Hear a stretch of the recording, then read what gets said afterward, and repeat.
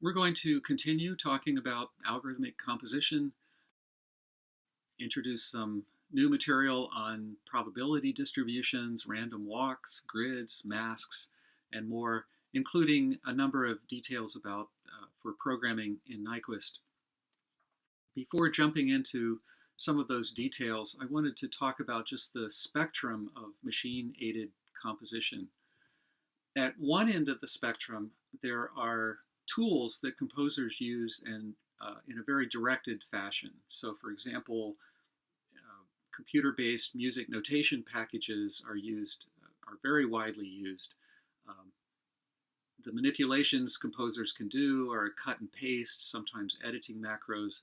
And this idea of cut and paste and rearranging things applies to music sequencers and audio workstations, since a lot of composition is done directly on audio these days.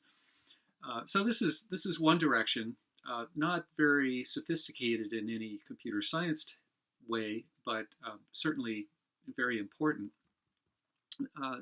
Sort of the middle ground is algorithmic composition, where composers are creating algorithms or writing procedures, often using random numbers, and they're kind of directing what the algorithms do to generate music that might be very tedious to generate by hand, and sometimes generate some very interesting musical surprises, which are always useful. So there's a third approach of maybe even more sophistication, certainly in a computer science sense, of artificial intelligence, where researchers construct models of music, models of composition, sometimes use machine learning, and apply search techniques and optimization techniques to search for good compositions, if you will. In terms of impact, I think algorithmic composition has had the greatest high cultural impact. What I mean by that is, what do art historians or musicologists talk about? Which compositions do they identify as great works? And at least so far, it seems like algorithmic composition has really had a greater impact. And maybe that's just because it's simpler, it enables more exploration. It also tends to take people outside of traditional music and push the frontiers of composition forward. So these are often more pioneering ventures. On the other hand, artificial intelligence is, I believe, having a strong and increasing pop culture impact. We see applications that use artificial intelligence for harmony and for rhythmic generation, and increasing number of applications that haven't so much influenced certainly the academic composition world, but are reaching a lot of people. So there's no right and wrong approach. I just wanted to point out there is quite a spectrum.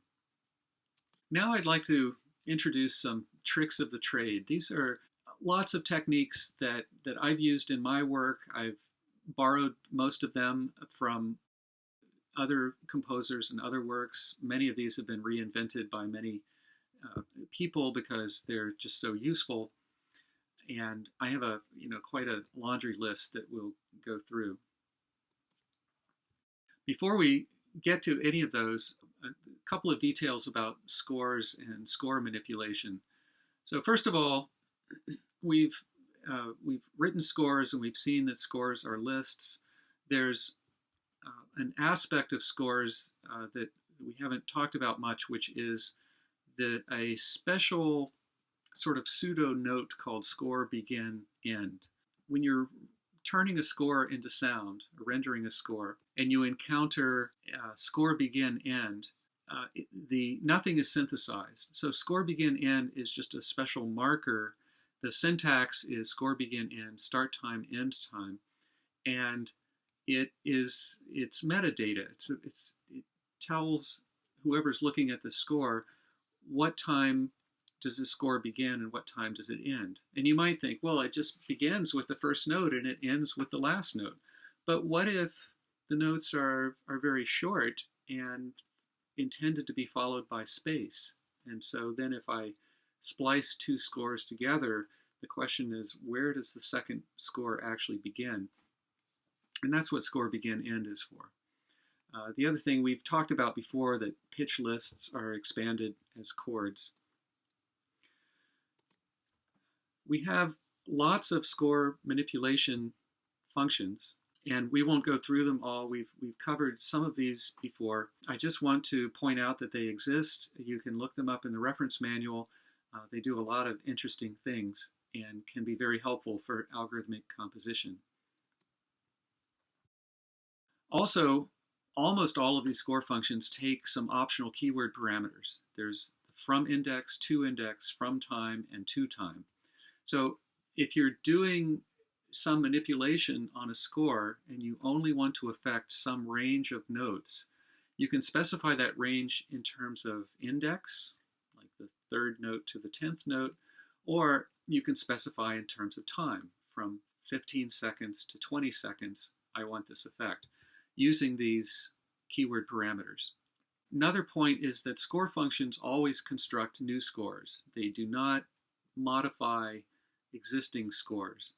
So, if you have a score and you want to change it, pass it in as a parameter to a score manipulation function, take the result and assign it back to that variable, or the results will be lost.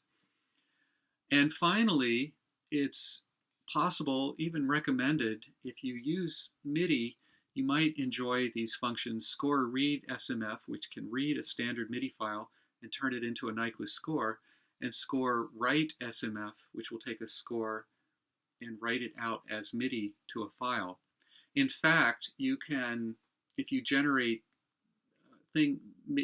scores that make rhythmic sense, you can write these out as MIDI files and import them into Sibelius or Finale or whatever score notation system you use. Another thing to be aware of is workspaces. Sometimes if you generate a score, especially from random numbers, you would like to save not the program that generated the score, but the specific score that was computed that you like. So here's how to save score data. Suppose I have a couple of global variables, my score and new score, and I want to save them. So the way to do it is I call add to workspace, quote, my score. So that is telling the workspace that the variable named my score contains data I want to save. And if you want, you can actually enter little notes to yourself, descriptions. You say, describe my score, and give a string. And then we can add another variable to the workspace. Here we're adding new score and a description for new score. And then finally we write save workspace. And then later you can just type load workspace.lisp and it will restore everything. The variable names are in a global variable called star workspace star, just in case you want to see what variables you've saved in your workspace. And the workspace.lisp is an editable file that you can find as well. So getting back to algorithmic composition ideas, let's talk about the negative exponential distribution. First of all, randomness can be very interesting, but what does it mean to be random in time? You could imagine uniform random selection of the interval between notes. You could imagine Gaussian distributions. You could imagine some other distribution. Well, in the real world, there are lots of examples of random time distributions, like atomic decay. You've heard this crackle coming from Geiger counters. You could imagine sequences of uncorrelated events, like go out to a highway and write down the times at which yellow cars drive by. Pretty random.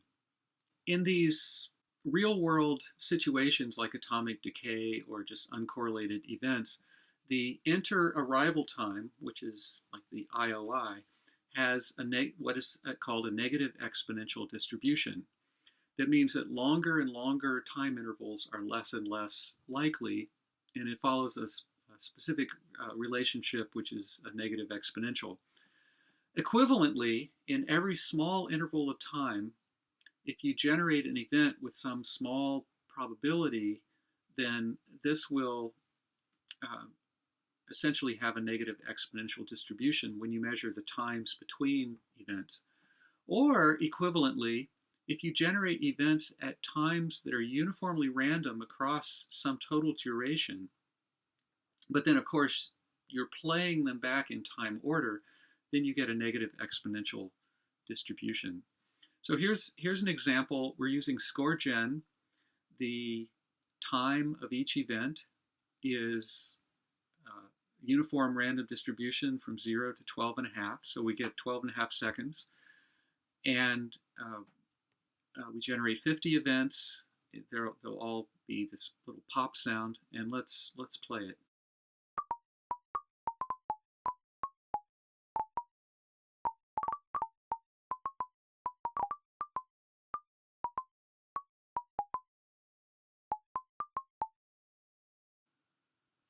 So if you would like to, what you can do is change this code from time to IOI and put a uniform distribution, smaller interval to get the tempo up, and listen to what this uniform distribution sounds like as IOI, and I think you'll agree with me that it's not as interesting.